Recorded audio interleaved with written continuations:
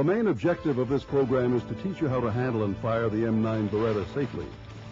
In order to do so, you'll need to learn about safety principles, natural ability, physical reflexes, fundamentals of shooting, firing positions, fundamentals of grip control, and breath control, all of which play an important role in developing excellent marksmanship. In addition to your instruction, you'll also learn about sustainment training exercises designed to keep you proficient for qualification and ready for deployment. By following a few simple rules on firearm safety, you'll begin developing the habits you'll need to protect yourself and others. Start memorizing these rules now. Whenever you're handling a weapon, always treat it as though it were loaded. Be sure the weapon is always pointed in a safe direction whenever you're loading or transporting it. Never smoke in an area where there's ammunition, explosives, or flammables. Obstructions should never be placed in the muzzle of any weapon before firing live ammunition.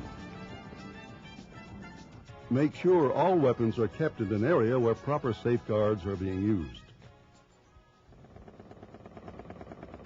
Unfortunately, it is not uncommon for safety rules to be overlooked during a combat situation. That's why it's very important that they become second nature to you if you expect to fire your M9 safely in the heat of battle. Before training starts, you need to know that you naturally possess the characteristics required to train with.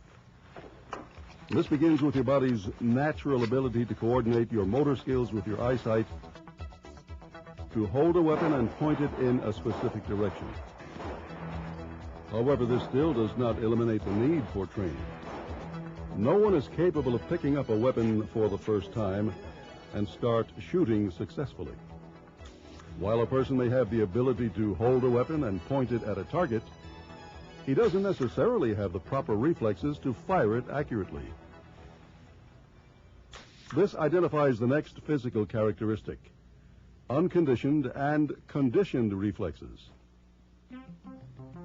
Using firearms training as an example, the difference between the two can easily be understood.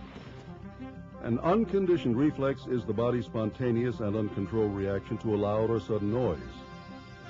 This is a natural response for most people, but highly undesirable in training because it limits safety and good marksmanship. To prevent this, the soldier learns to condition his reflexes so he doesn't overreact when a shot is fired or when a loud noise is heard. Now that you've discovered your ability to fire a weapon and understand the need for controlling reflexes, you're ready to learn about the fundamentals of shooting. Keep in mind that effectiveness of a firing position depends on how well you apply the following principles. First principle: always keep an eye out for available cover. There's no limit to what that means. It's any place or thing that provides adequate and immediate protection to keep you safe and allows you the support to fire your weapon with precision. Second principle: good support. As just mentioned, good support is a major consideration because it not only dictates your level of shooting performance, but also gives you a secure platform from which to aim and fire your M9 accurately. Third principle: natural head position. A steady head position is vital because it makes full use of your forward and peripheral vision when you're preparing to aim and fire at a target. Keep in mind that good support also secures a steady head position. Fourth principle: muscle relaxation. Muscle relaxation is the opposite side of the unconditioned reflex. As you learned earlier, the soldier learns to control his reflexes in order to sustain good combat posture. Therefore, if you practice muscle relaxation, you will increase your level of performance and the body's resistance to tense pressure. Now that you've learned the importance and application of these principles, you're ready to receive instruction on shooting positions. The ready position is primarily a position that allows the soldier to be prepared for any unexpected aggression and easily move into one of the appropriate firing positions. In order to assume the ready position, stand upright with your feet placed approximately shoulder width apart. Then place the upper part of the firing arm against the body with your forearm extended towards the center mass of the target at a 90-degree angle. The non-firing arm and hand is used for maintaining balance and directing soldiers. You'll become proficient at using the ready position when you practice it during training. The standing position is primarily used during training, qualification, and is an excellent firing position used in urban warfare. In order to assume the standing position, stand upright with your shoulder square to the target and feet approximately shoulder width apart. Then lean slightly forward using the two-handed grip while extending your arms towards the center of mass of the target. Leaning will help you control the recoil effect when the pistol fires. Now you're ready for aiming and firing your Beretta. You'll become proficient at using the standing position as training continues. The crouch position isn't favored in combat because of its potential hazard to the soldier. This stance is used when an enemy soldier catches him by surprise at close range and without immediate cover, such as in an open field. However, it does provide some support and makes the soldier less of a target. In order to assume the crouch position, face the target by placing yourself in a crouched posture with your feet about shoulder width apart. Next, bend your knees slightly to decrease your risk as a target. Then lean your upper body forward just past the hips to give yourself faster recovery time from recoil. After positioning yourself, extend your arms forward using the two-handed grip. A good way to gauge yourself is to reach down and see if you can touch your knees with the non-firing hand. If you can, then you have the flexibility needed at the knees to traverse to another target. Since the body will automatically crouch in combat, it is important that you practice this stance regularly. The kneeling position, like the crouched, decreases the soldier's image, making him less of a target to shoot at. This posture not only provides excellent protection, but gives the soldier the support he needs to fire his M9 accurately at targets ranging from 25 to 50 meters away. In order to assume the kneeling position, face the target and place the firing knee onto the ground with the lower leg and foot extended back, placing the foot vertically onto the buttocks. Now, rest your body against the heel and toes for main support. At this point, the non-firing leg is bent at the knee, placing the foot into position for added support. Next, rest your non-firing arm just above the elbow on the non-firing knee. Then extend your firing arm towards the target using the two-handed grip. The prone position is the most favored of all because it provides excellent support and protection. However, the head position is lost because the soldier is lying face down.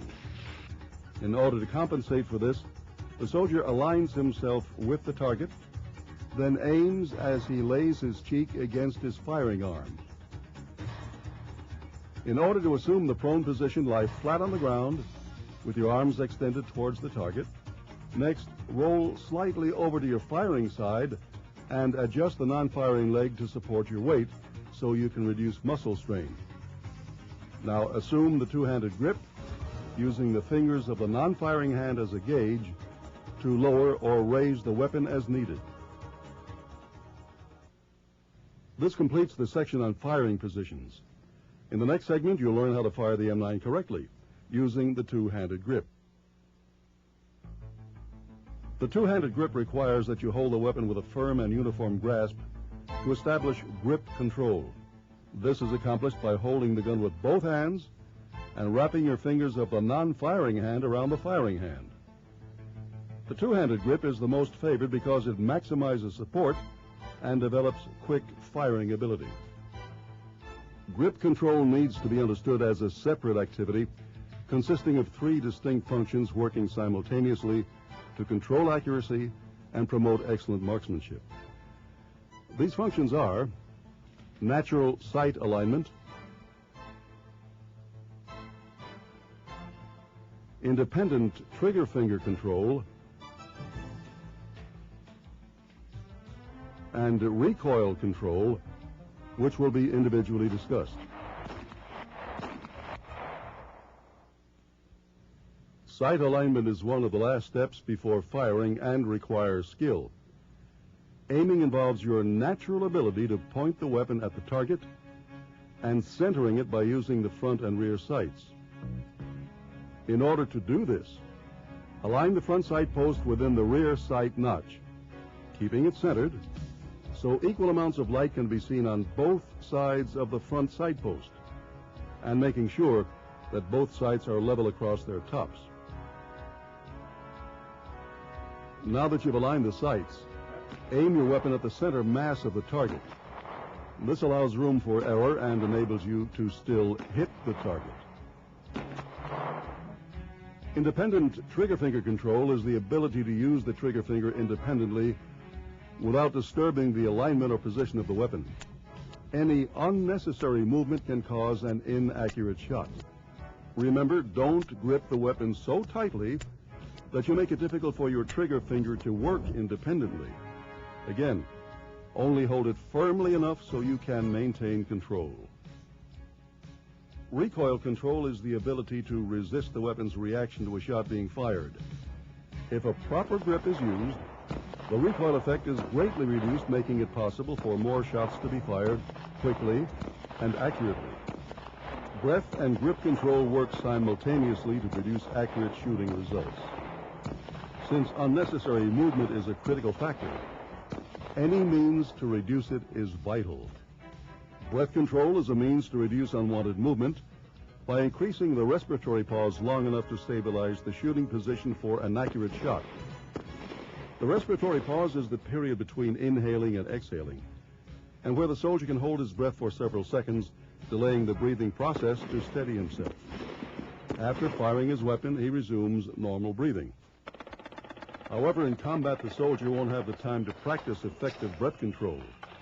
In this situation, it's recommended that he stops his breathing at any point within the cycle to fire a quick shot. This completes the section on the fundamentals of firearms training. The last segment of the program identifies and explains the kinds of sustainment training devices in use today. These devices have many advantages. They are portable and can be easily used for indoor and outdoor shooting. They are accessible for individualized or group training. They are easily constructed and cost-effective to use. And they save time.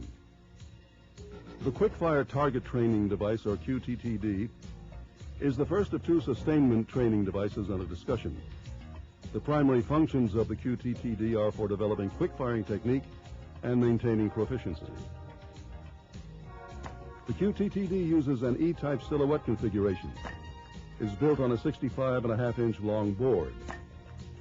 There are 5 miniature silhouettes connected to the board by metal hinges, which are knocked down on impact. The targets are shot at from 10 feet, 15 feet, and 20 feet, using a .177 caliber air-operated pistol. This is the ideal firearm to practice with because of its light recoil and noise output. These features will enhance concentration and will raise your level of confidence as you hit each target faster and accurately. The last sustainment training device to be explained is the pencil triangulation exercise, or dry fire exercise. This device consists of nothing more than the use of a pencil and a weapon. The uniqueness of this exercise is its ability to combine grip position, sight alignment, breathing control, and trigger control into a single exercise. The objective is to teach and develop proper shooting habits. This is done by taking a piece of paper and drawing 5 dots, the size of an eraser, to be fired at while taped to a wall. The objective is to shoot a group of 5 shots within 1/8 of an inch and 1/2 inch below the dots. To proceed with the exercise, Clear the weapon and insert a 6-inch sharpened pencil, eraser first, into the muzzle.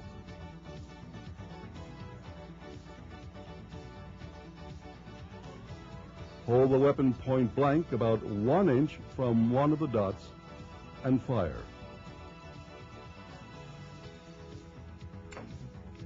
At that instant, the pencil jumps forward and leaves a small mark. Continue to shoot until you've completed a group of 5 marks under each dot. Now you'll be able to evaluate your performance. This completes sustainment training devices and exercises. A brief discussion on field training will expose some of its pitfalls in order to substantiate the value of sustainment training exercises. However, this isn't an attempt to downgrade the importance of field training. Field training is limited in its ability to provide adequate support for qualification testing for various reasons. It's expensive because of the cost of ammunition. It's time-consuming because soldiers require a lot of supervision while training and retraining. It's subject to a backlog of people and overcrowding, hampering the quality of instruction. And a firing range is exposed to all kinds of bad weather. However, field training is important because it provides the soldier with the attention he needs to learn excellent marksmanship. Sustainment training, on the other hand, is also a valuable tool you can refer to if you need to overcome bad habits quickly. In closing, you now have the opportunity to practice what you've learned about in the fundamentals of shooting. Remember, you have the natural ability to develop excellent marksmanship if you commit yourself to developing good shooting habits by practicing body support, head position, muscle relaxation, firing positions, trigger finger control, grip control, sight alignment, breath control, conditioning reflexes, sustainment training, and most importantly, safety procedures. It won't be long until you're an expert using the M9 Beretta. Make this your goal throughout your training. 1 shot accurately delivered equals 1 kill. So make the most of it.